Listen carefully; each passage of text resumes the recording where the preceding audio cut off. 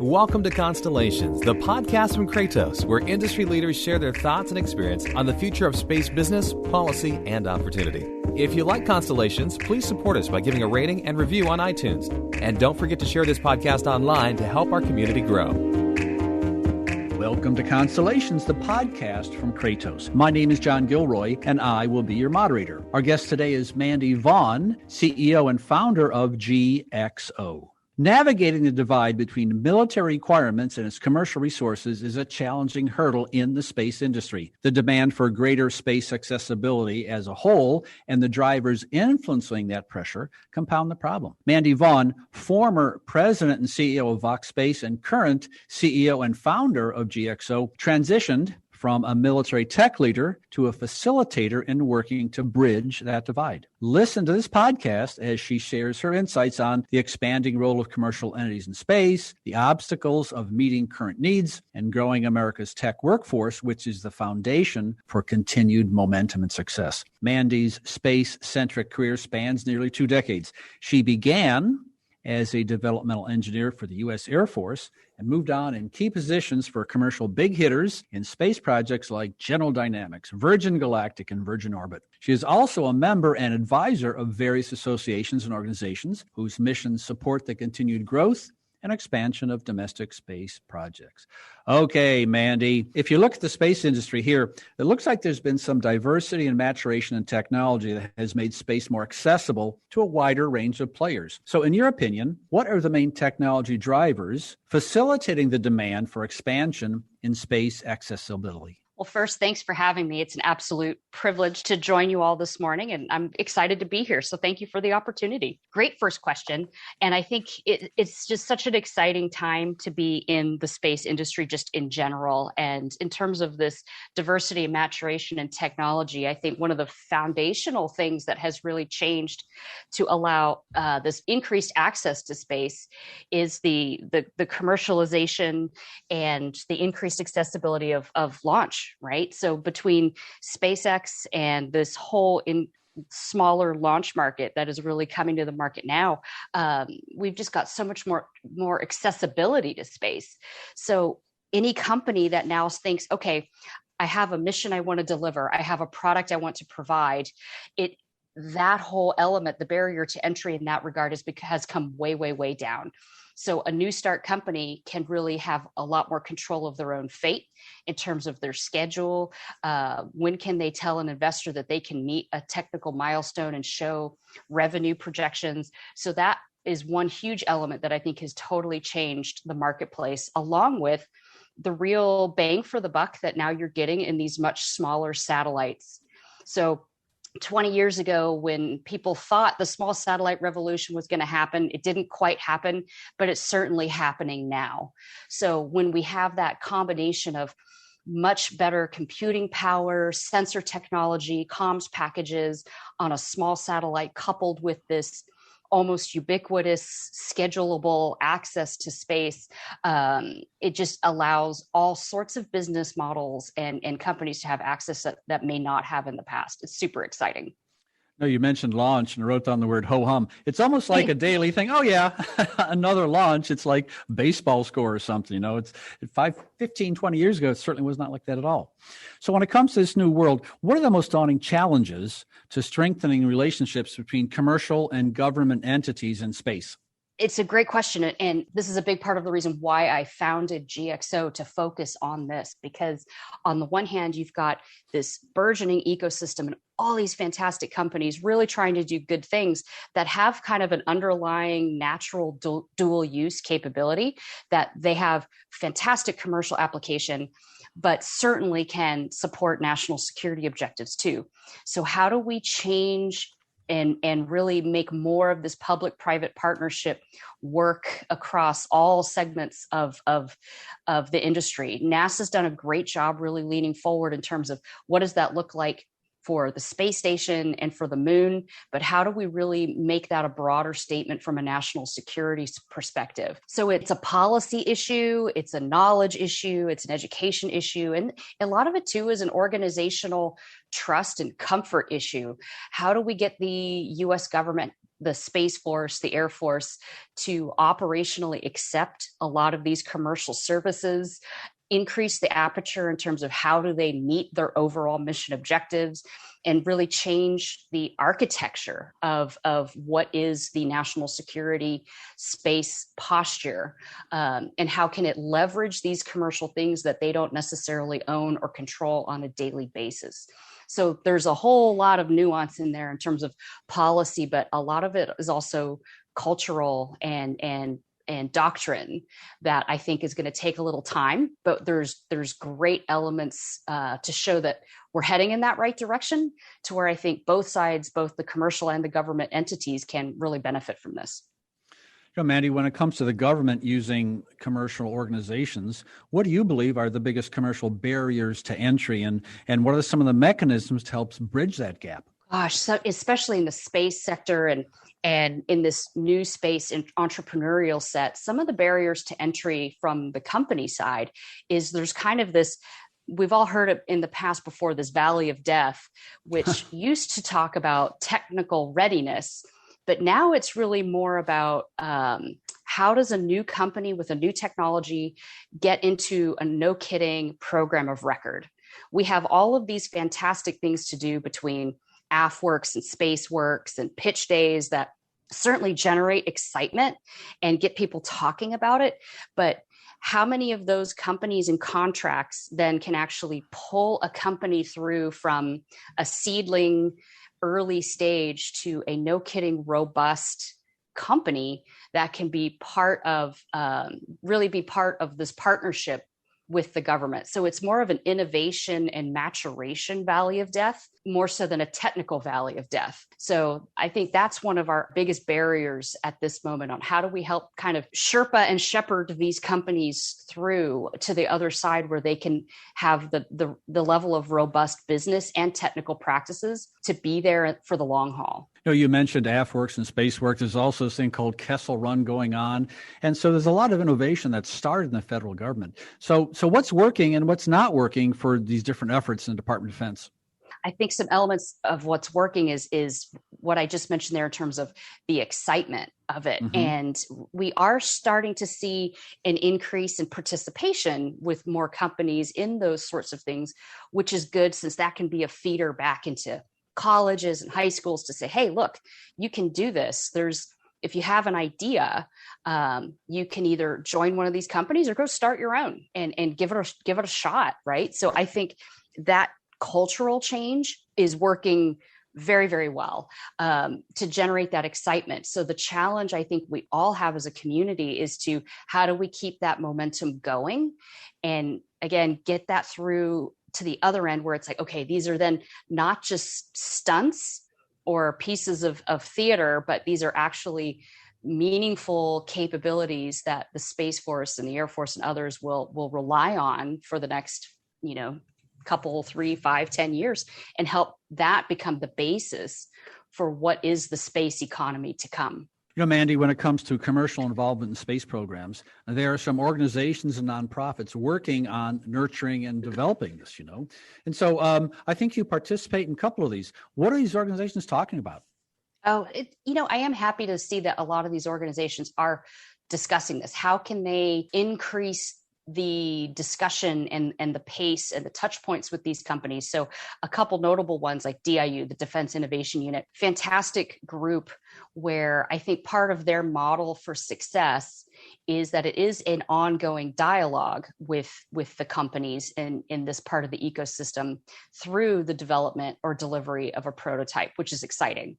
But then part of where DIU I think is really successful is they take it upon themselves too to go teach and mentor some of the other government offices. So you'll have an agreements officer or a program manager from DIU that can, go meet with a contracts officer from one of the centers and really help kind of explore how can we all improve our levels of efficiency. So I think DIU is a great one. There's facets of other awesomeness within some of the centers like SMC in their special projects office with Space Safari that they've just stood up to say, hey, we know we need to be able to respond quickly. That's super exciting.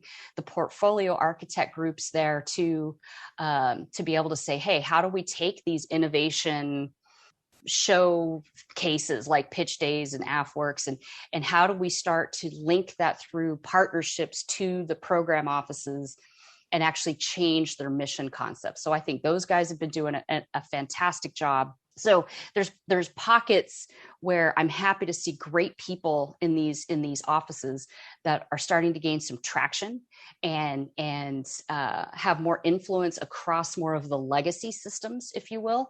And the Space Force has a lot of work to do. There's still a nascent and small service, but it's thrilling to see that this is part of the discussion as they're starting to grow and create their foundation as a new force. I think there's a nonprofit called the National Security Space Association. And I think they're focused on this topic we talked about, the commitment to prolonging long-term government and industry cooperation.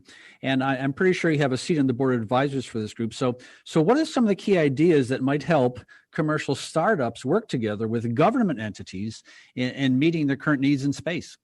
Yes, the NSAA is a great group, been around since 2018, and a very active board of advisors and board of directors, which is just awesome. And so you've got a fun blend of people from former NRO directors and tower directors all the way to other new space CEOs. So it's a great snapshot of kind of that diversity of breadth within this ecosystem.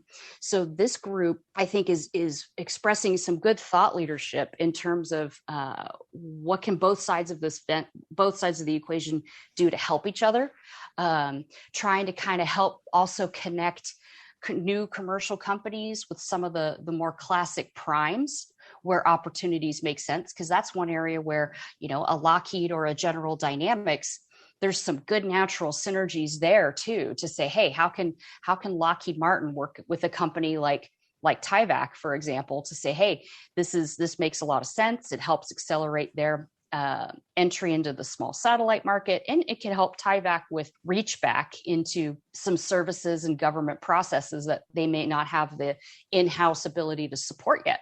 So the NSSA helps kind of with that mentoring as well, which I think is a very unique environment and just a very active group, which is the meetings can be fun. So I'll just, come join so that way you can participate. Mandy, thousands of people from all over the world have listened to this podcast. Go to Google and type in Constellations Podcast to get to our show notes page. Here, you can get transcripts for all 100 plus interviews. Also, you can sign up for free email notifications for future episodes. Whenever I get in discussions about public-private partnerships, everyone always says, well, give me an example. Give me an example of this. Well, I guess there was a recent article in breakingdefense.com. The U.S. Space Force is reported to be considering buying commercial satellite ISR in an effort to, and I quote, expand acquisition of commercial space services from satellite communications to include intelligence, surveillance, and reconnaissance data and analysis, end quote. Well, it sure looks like the military attempts to tap some of this budding commercial resources, and it's starting to catch on now. So what are your thoughts on how this military can tap into some of these new and upcoming commercial space technologies in a more efficient manner? I think that article is a great one, as well as one of the most recent, I think the entire issue of Space News was on procuring BLAP as a service, whether it's launch, data, satellites as a service, comms as a service, just it's all there. So a lot of it is, I think, one of the areas where the Space Force needs to kind of evaluate themselves is, hey, just buy it, right? So rather than going out and surveying these commercial industries to say, where do I need to make tweaks on what I can buy? I think it needs to kind of look at it the other way around. If I'm going to buy what's out there, and then what do I need to do on the Space Force side to be able to efficiently ingest it, rather than driving change to that commercial offering. So I don't think we're quite there yet. And of course, you might always need to make a little change, but we need to look at little changes, not like 20% changes, to really make this efficient. But this is I think there's definitely a military attempt to tap into this and let's go, just buy it. Mandy, you've been involved in some startups, and the challenge always is getting good people and try to get people to work for your company. So how would you describe the current state of the American workforce when it comes to tech jobs just in general? Oh, just in general, man, we got a lot of work to do. I was just in a fabulous call the other day with Eileen Collins, and I'm still supporting the Users Advisory Group with the for the National Space Council. And we got a briefing from the Challenger Center, just a fantastic organization they're in 30 states to really give an immersive teaching approach to young kids. And they were really showing how in the middle school level, about 50% of our school kids have kind of shrugged their shoulders at going into a STEM related field at all. So we have a problem there just in general that, hey, have we really lost the ability to tap into half of our workforce by then? So it's a problem that, and I wrote an op-ed on this, it's like there's a million different ways to skin this cat, right? But there's programs all over the place that are successful between Challenger Center and Space Camp and just Young Eagles programs for aviation fellowships, and NSAA, we're standing up some of our own too. It's something that I think everybody in this industry needs to take as part of their job to say, how do we encourage students to want to go into any kind of tech field, whether it's space or not, or even if it's a policy or business job, into this sort of let's go make something. Since we're graduating fewer college grads than China is engineers, right? So we have a dearth of people coming into this sort of workforce and this sort of sector all over the place, whether it's shipbuilding or space. So it's something we all need to take seriously as part of our day jobs, I think. Mandy, I want to bounce back to the National Security Space Association and the workforce itself. Providing a suitable workforce is a barrier to our ability to support space programs across all markets. It was announced in January that you would chair the Education and Workforce Development Center for the NSSA. So what are the general goals to overcoming that barrier that you're going to work with at NSSA? Right. So what we're trying to do there, I think part of NSSA's value is we have all of these industrial partners. So what we're trying to do is really partner with our government, the national security government community, the NRO and the Space Force primarily, to say, hey, what do you need? What are you doing? How can we combine forces with you to work outreach? How do we identify students in universities, both that are maybe obvious feeders into this ecosystem and maybe some that aren't, and get the word out and attract talent and attract students into these sorts of jobs, whether it's to be put on a uniform and become a guardian or come join a company like a Lockheed or a Boeing or GXO, right? Or like you guys putting this podcast out to say, hey, this is what's going on. And this is where you can have a role and a career in this. So we're rolling out a program called Cleared for Success next fall, where we want to help match up undergraduate students with companies to try to help people learn about the national security space community, as well as start the clearance process. So if they're interested in having a clearance, by the time they graduate, maybe they're closer through the pipeline, which could open the aperture for possible jobs. So we're actively rolling that out now. There's a lot to do. Well, you see the problem, and you personally are getting involved and trying to come up with a solution with this Cleared for Success program. It's better than just sitting back and moaning and complaining, but you're actually doing something, which is really a great sign. So what are the thoughts that you have on this public and private sectors, and how can they help support a workforce for this rapidly growing and evolving space industry? Oh, I think both sides. There's a lot of companies already have like internship programs or co-ops, and the public sector in terms of what is the architecture and how do we keep people excited and motivated. There's a lot of good facets there. So I think where some of the orchestration is just how do we kind of coordinate some of the messaging just to build off of each other's strengths, and kind of how do we all help each other accelerate faster in this goal, right?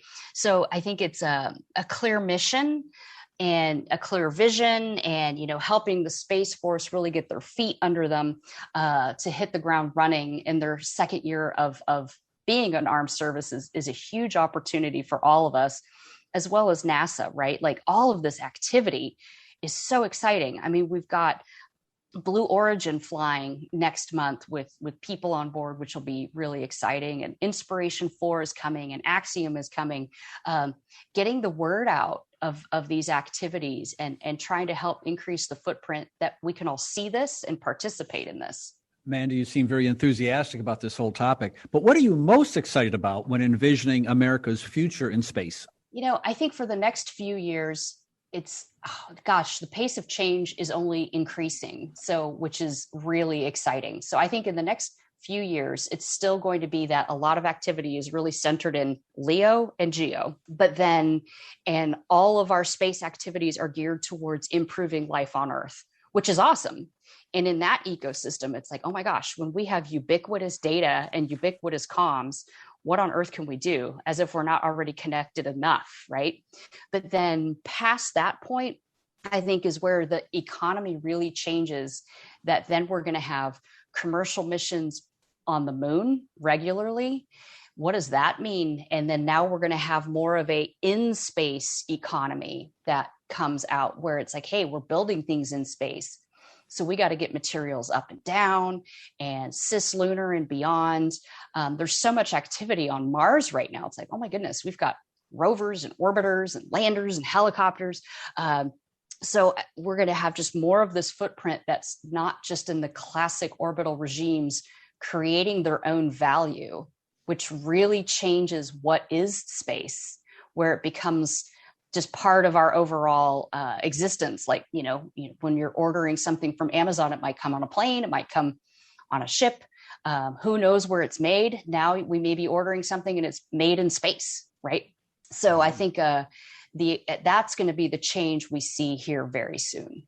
Well, Mandy, I'm going to steal a word from you. I'm going to say this interview was sheer awesomeness. Sweet. What you've managed to do is you've given our audience ideas for breaking through the molds in accessibility and applying commercial space solutions, even expanding diversity in the workplace. I'd like to thank our guest, Mandy Vaughn, CEO and founder of GXO. Thanks, Mandy. Thank you. Thanks for listening to Constellations, the podcast from Kratos. If you like this interview, please subscribe, tell a friend, and give us a review.